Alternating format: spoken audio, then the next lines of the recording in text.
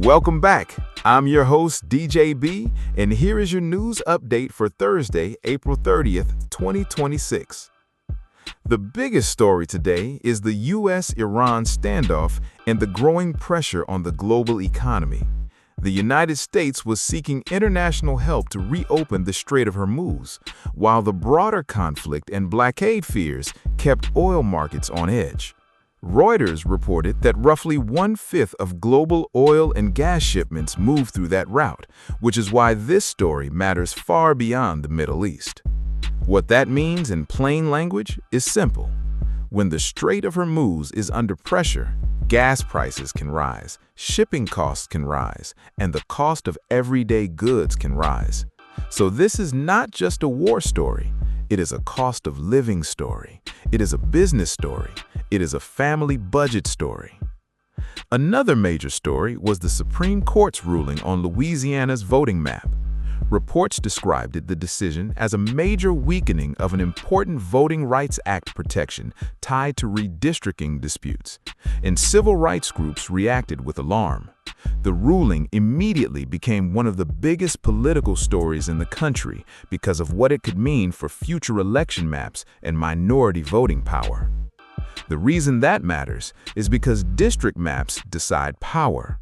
They help decide who gets represented, who gets heard, and which party has the advantage going into future elections.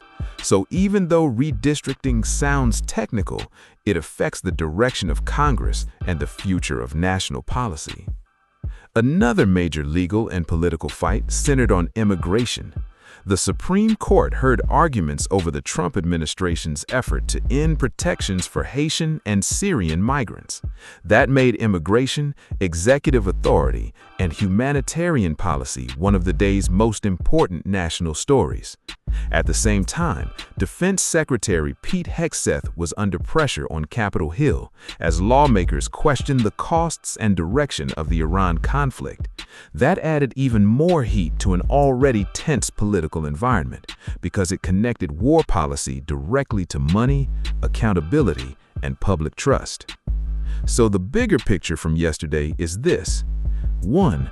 The U.S.-Iran conflict was still the top global story because of the threat to oil, trade, and wider instability. 2. The Supreme Court moved the political conversation in a major way on voting rights and immigration. 3. Washington is dealing with international pressure and legal pressure at the same time.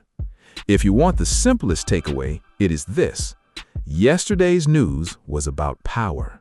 Power over oil, power over maps, power over borders, and power over the direction of the country. That was your update for Thursday, April 30th, 2026. Remember to stay alert, stay alive, stay second to none.